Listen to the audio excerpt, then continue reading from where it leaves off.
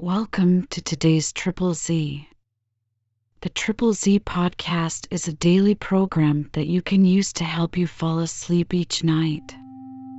Just turn down the volume, lay back, relax, and enjoy as you fall asleep. A Tale of Two Cities by Charles Dickens deals with the major themes of duality, revolution, and resurrection. It was the best of times, it was the worst of times in London and Paris as economic and political unrest lead to the American and French revolutions. The main characters in Dickens' A Tale of Two Cities, Dr. Alexandre Manette, Charles Darnay, and Sydney Carton, are all recalled to life or resurrected in different ways as turmoil erupts. If you enjoy our program, please be sure to write us a review on your podcast platform and share us with a friend. You both might sleep just a little better at night. Our website is ZZZ, that's 3z's.media. You can also like and share our content on Facebook or our Instagram account ZZZ Media Podcast. Music for today's episode was provided by the Sleep channel on Spotify and Apple Music. Chapter Ziv, Drawn to the Lodestone Rock. In such risings of fire and risings of sea, the firm earth shaken by the rushes of an angry ocean which had now no ebb, but was always on the flow, higher and higher, to the terror and wonder of the beholders on the shore. 3 years of tempest were consumed. 3 more birthdays of little Lucy had been woven by the golden thread into the peaceful tissue of the life of her home. Many a night and many a day had its inmates listened to the echoes in the corner with hearts that failed them when they heard the throning feet. For the footsteps had become to their minds as the footsteps of a people, tumultuous under a red flag and with their country declared in danger, changed into wild beasts, by terrible enchantment long persisted in. Monsignor, as a class, had dissociated himself from the phenomenon of his not being appreciated, of his being so little wanted in France, as to incur considerable danger of receiving his dismissal from it and this life together. Like the fabled rustic who raised the devil with infinite pains, and was so terrified at the sight of him that he could ask the enemy no question, but immediately fled, so Monsignor, after boldly reading the Lord's Prayer backwards for a great number of years, and performing many other potent spells for compelling the evil one, no sooner beheld him in his terrors than he took to his noble heels. The shining bullseye of the court was gone, or it would have been the mark for a hurricane of national bullets. It had never been a good eye to see with had long had the mote in it of Lucifer's pride, Sardanapalis's luxury, and a mole's blindness, but it had dropped out and was gone. The court, from that exclusive inner circle to its outermost rotten ring of intrigue, corruption, and dissimulation, was all gone together. Royalty was gone, had been besieged in its palace and suspended when the last tidings came over. The August of the year 1792 was come, and Monsignor was by this time scattered far and wide. As was natural, the headquarters and great gathering place of Monsignor in London was Tellson's Bank. Spirits are supposed to haunt the places where their bodies most resorted, and Monsignor without a guinea haunted the spot where his guineas used to be. Moreover, it was the spot to which such French intelligence as was most to be relied upon came quickest. Again, Tellson's was a munificent house and extended great liberality to old customers who had fallen from their high estate. Again, those nobles who had seen the coming storm in time and anticipating plunder or confiscation had made provident remittances to Tellson's, were always to be heard of there by their needy brethren. To which it must be added that every newcomer from France reported himself and his tidings at Tellson's almost as a matter of course. For such variety of reasons, that Tellson's was at that time, as to French intelligence, a kind of high exchange, and this was so well known to the public, and the inquiries made there were in consequence so numerous, that Tellson sometimes wrote the latest news out in a line or so and posted it in the bank windows for all who ran through Temple Bar to read. On a steaming, misty afternoon, Mr. Lorry sat at his desk, and Charles Darnay stood leaning on it, talking with him in a low voice. The penitential den, once set apart for interviews with the House, was now the news exchange, and was filled to overflowing. It was within half an hour or so of the time of closing. "But, although you are the youngest man that ever lived," said Charles Darnay, rather hesitating, "I must still suggest to you I understand." "That I am too old," said Mr. Lorry. "Unsettled weather, a long journey, uncertain means of traveling, a disorganized country, a city that may not be even safe for you." "My dear Charles," said Mr. Lorry, with cheerful confidence, "you touch some of the reasons for my going, not for my staying away. It is safe enough for me. Nobody will care to interfere with an old fellow of heart upon fourscore when there are so many people they're much better worth interfering with. As to its being a disorganized city, if it were not a disorganized city there would be no occasion to send somebody from our house here to our house there, who knows the city and the business of old, and is in Tellson's confidence. As to the uncertain traveling, the long journey, and the winter weather, if I were not prepared to submit myself to a few inconveniences for the sake of Tellson's, after all these years, who ought to be—" "I wish I were going myself," said Charles Darnay, somewhat restlessly, and like one thinking aloud. "Indeed! You are a pretty fellow to object and advise," exclaimed Mr. Lorry. "You wish you were going yourself? And you a Frenchman born? You are a wise counselor." "My dear Mr. Lorry, it is because I am a Frenchman born that the thought, which I did not mean to utter here, however, has passed through my mind often. One cannot help thinking, having had some sympathy for the miserable people, and having abandoned something to them," he spoke here in his former thoughtful manner, "that one might be listened to, and might have the power to persuade to some restraint. Only last night, after you had left us, when I was talking to Lucy "When you were talking to Lucy," Mr. Lorry repeated. "Yes. I wonder you are not ashamed to mention the name of Lucy. Wishing you were going to France at this time of day." "However, I am not going," said Charles Darnay, with a smile. "It is more to the purpose that you say you are. And I am, in plain reality. The truth is, my dear Charles," Mr. Lorry glanced at the distant house and lowered his voice, "you can have no conception of the difficulty with which our business is transacted, and of the peril in which our books and papers over yonder are involved. The Lord above knows what the compromising consequences would be to numbers of people if some of our documents were seized or destroyed, and they might be, at any time, you know, for who can say that Paris is not set afire today, or sacked tomorrow? Now, a judicious selection from these with the least possible delay, and the burying of them, or otherwise getting of them out of harm's way, is within the power, without loss of precious time, of scarcely anyone but myself, if anyone.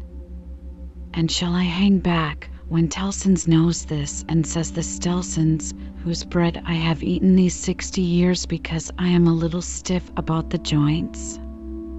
Why, I am a boy, sir, to half a dozen old codgers here. How I admire the gallantry of your youthful spirit, Mr. Lorry." "Tut! Nonsense, sir, and, my dear Charles," said Mr. Lorry, glancing at the house again, "you are to remember that getting things out of Paris at this present time, no matter what things, is next to an impossibility. Papers and precious matters were this very day brought to us here. I speak in strict confidence. It is not businesslike to whisper it, even to you, by the strangest bearers you can imagine, every one of whom had his head hanging on by a single hair as he passed the barriers. At another time, our parcels would come and go, as easily as in business-like old England, but now everything is stocked." "And do you really go tonight?" "I really go tonight, for the case has become too pressing to admit of delay." "And do you take no one with you?" "All sorts of people have been proposed to me, but I will have nothing to say to any of them." "I intend to take Jerry." "Jerry has been my bodyguard on Sunday nights for a long time past, and I am used to him. Nobody will suspect Jerry of being anything but an English bulldog, or of having any design in his head but to fly at anybody who touches his master. I must say again that I heartily admire your gallantry and youthfulness. I must say again, nonsense, nonsense. When I have executed this little commission, I shall, perhaps, accept Tellson's proposal to retire and live at my ease. Time enough, then, to think about growing old." This dialogue had taken place at Mr. Lorry's usual desk, with Monsignor swarming within a yard or two of it, boastful of what he would do to avenge himself on the rascal people before long. It was too much the way of Monsignor under his reverses as a refugee, and it was much too much the way of native British orthodoxy, to talk of this terrible revolution as if it were the only harvest ever known under the skies that had not been sown, as if nothing had ever been done, or omitted to be done, that had led to it, as if observers of the wretched millions in France, and of the misused and perverted resources that should have made them prosperous, had not seen it inevitably coming years before, and had not in plain words recorded what they saw. Such vaporing, combined with the extravagant plots of Monsignor for the restoration of a state of things that had utterly exhausted itself, and worn out heaven and earth as well as itself, was hard to be endured without some remonstrance by any sane man who knew the truth. And it was such vaporing all about his ears, like a troublesome confusion of blood in his own head, added to a latent uneasiness in his mind, which had already made Charles Darnay restless, and which still kept him so. Among the talkers was Stryver of the King's Bench Bar, far on his way to state promotion, and, therefore, loud on the theme, broaching to Monsignor his devices for blowing the people up and exterminating them from the face of the earth, and doing without them, and for accomplishing many similar objects akin in their nature to the abolition of eagles by sprinkling salt on the tails of the race. Him Darnay heard with a particular feeling of objection, and Darnay stood divided between going away that he might hear no more, and remaining to interpose his word, when the thing that was to be went on to shape itself out. The house approached Mr. Lorry, and laying a soiled and unopened letter before him, asked if he had yet discovered any traces of the person to whom it was addressed. The house laid the letter down so close to Darnay that he saw the direction the more quickly because it was his own right name.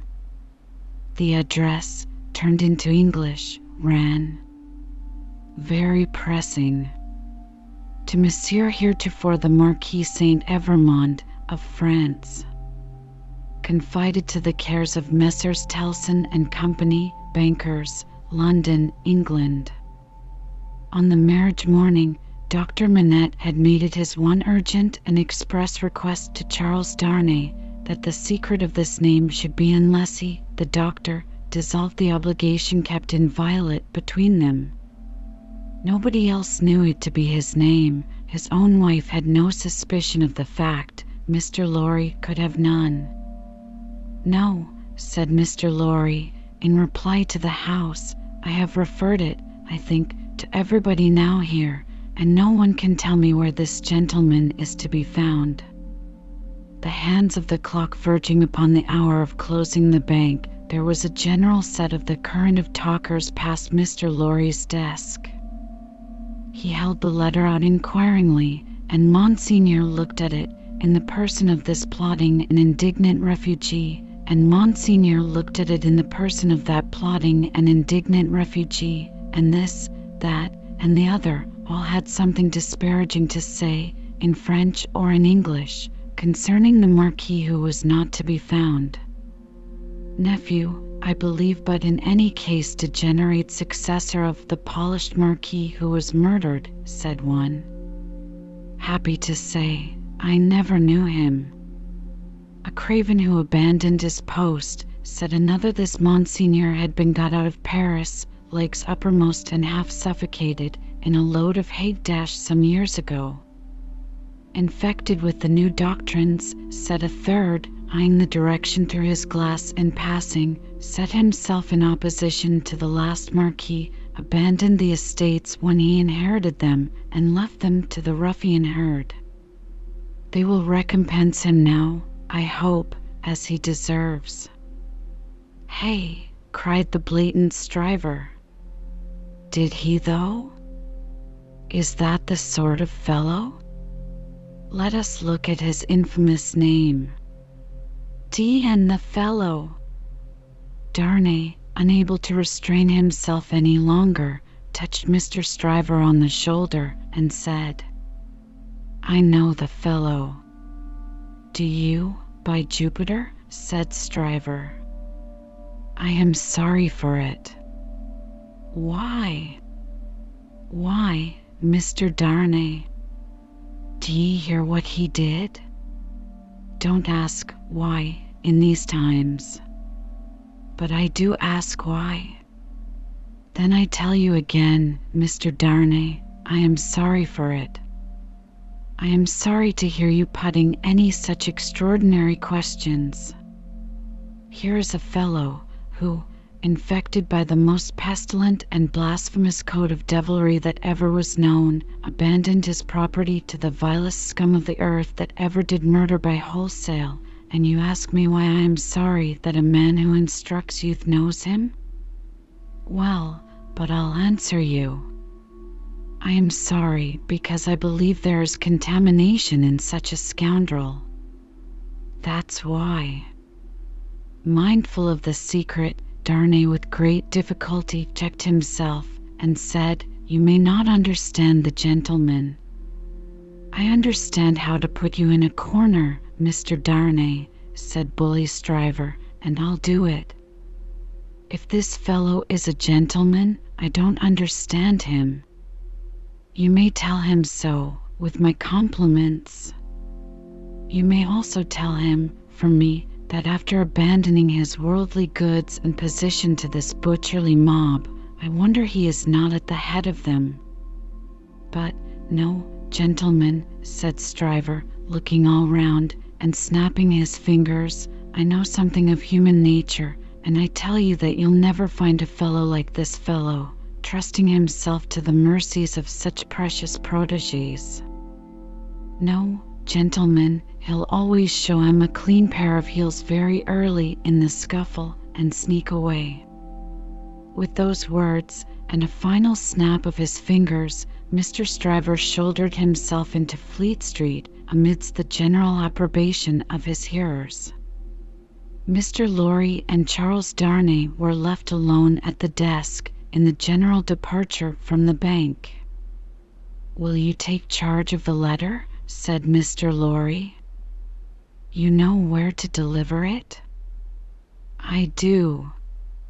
Will you undertake to explain that we suppose it to have been addressed here on the chance of our knowing where to forward it, and that it has been here some time? I will do so. Do you start for Paris from here? From here at 8. I will come back to see you off. Very ill at ease with himself, and with Stryver and most other men, Darnay made the best of his way into the quiet of the temple, opened the letter, and read it. These were its contents. Prison of the Abbaye, Paris, June 21st, 1792. Monsieur heretofore the Marquis, after having long been in danger of my life at the hands of the village, I have been seized with great violence and indignity and brought a long journey on foot to Paris. On the road I have suffered a great deal. Nor is that all. My house has been destroyed, razed to the ground. The crime for which I am imprisoned, Monsieur heretofore the Marquis, and for which I shall be summoned before the tribunal and shall lose my life without your so generous help, is, they tell me, treason against the majesty of the people, and that I have acted against them for an emigrant. It is in vain I represent that I have acted for them and not against, according to your commands. It is in vain I represent that, before the sequestration of emigrant property, I had remitted the imposts they had ceased to pay, that I had collected no rent, that I had had recourse to no process. The only response is that I have acted for an emigrant, and where is that emigrant? Ah, most gracious Monsieur heretofore the Marquis, where is that emigrant? I cry in my sleep, where is he? I demand of heaven, will he not come to deliver me? No answer. On Monsieur heretofore the Marquis, I send my desolate cry across the sea, hoping it may perhaps reach your ears through the great bank of Tilson known at Paris. For the love of heaven, of justice, of generosity, of the honor of your noble name, I supplicate you, Monsieur heretofore the Marquis, to succor and release me. My fault is that I have been true to you. O Monsieur heretofore the Marquis, I pray you be true to me. From this prison here of horror, whence I every hour tend nearer and nearer to destruction, I send you, Monsieur heretofore the Marquis, the assurance of my dolorous and unhappy service. You are afflicted. Gabelle. The latent uneasiness in Darnay's mind was roused to vigorous life by this letter. The peril of an old servant and a good one, whose only crime was fidelity to himself and his family, stared him so reproachfully in the face that, as he walked to and fro in the temple, considering what to do, he almost hid his face from the passers-by. He knew very well that in his horror of the deed which had culminated the bad deeds and bad reputation of the old family house, in his resentful suspicions of his uncle, and in the aversion with which his conscience regarded the crumbling fabric that he was supposed to uphold, he had acted imperfectly. He knew very well that in his love for Lucy, his renunciation of his social place, but by no means new to his own mind, had been hurried and incomplete. He knew that he ought to have systematically worked it out and supervised it, and that he had meant to do it, and that it had never been done. The happiness of his own chosen English home, the necessity of being always actively employed, the swift changes and troubles of the time which had followed on one another so fast that the events of this week annihilated the immature plans of last week, and the events of the week following made all new again. He knew very well that to the force of these circumstances he had yielded, not without disquiet, but still without continuous and accumulating resistance. That he had watched the times for a time of action, and that they had shifted and struggled until the time had gone by, and the nobility were trooping from France by every highway and byway, and their property was in course of confiscation and destruction, and their very names were blotting out, was as well known to himself as it could be to any new authority in France that might impeach him for it. But he had oppressed no man, he had imprisoned no man, he was so far from having harshly exacted payment of his dues that he had relinquished them of his own will, thrown himself on a world with no favor in it, won his own private place there, and earned his own bread. Monsieur Gabelle had held the impoverished and involved estate on written instructions to spare the people, to give them what little there was, to give such fuel as the heavy creditors would let them have in the winter, and such produce as could be saved from the same grip in the summer, and no doubt he had put the fact in plea and proof for his own safety, so that it could not but appear now. This favored the desperate resolution Charles Darnay had begun to make, that he would go to Paris. Yes, like the mariner in the old story, the winds and streams had driven him within the influence of the lodestone rock, and it was drawing him to itself, and he must go. Everything that arose before his mind drifted him on, faster and faster, more and more steadily, to the terrible attraction. His latent uneasiness had been that bad aims were being worked out in his own unhappy land by bad instruments, and that he who could not fail to know that he was better than they was not there, trying to do something to stay bloodshed and assert the claims of mercy and humanity.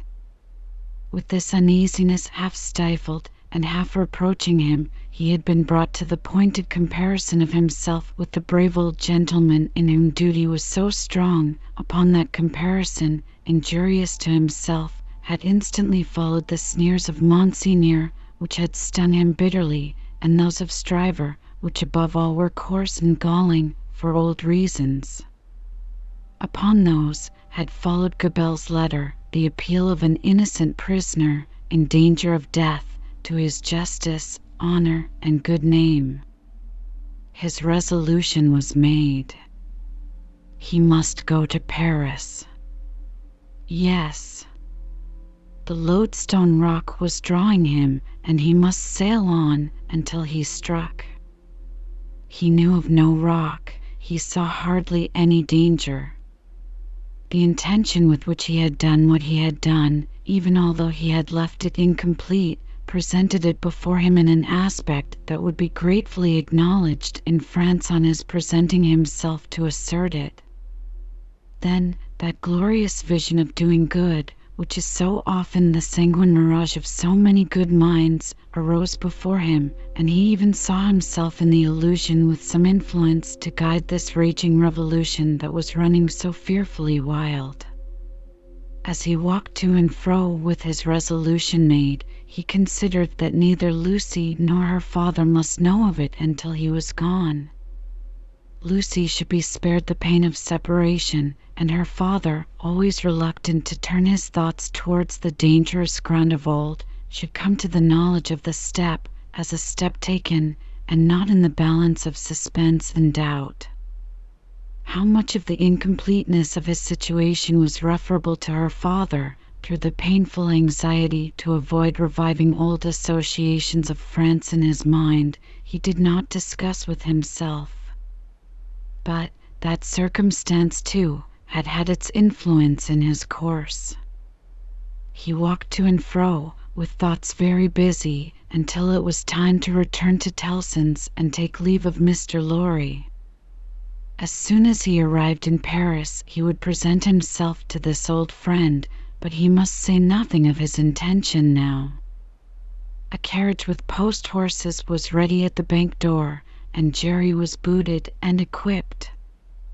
"I have delivered that letter," said Charles Darnay to Mr. Lorry.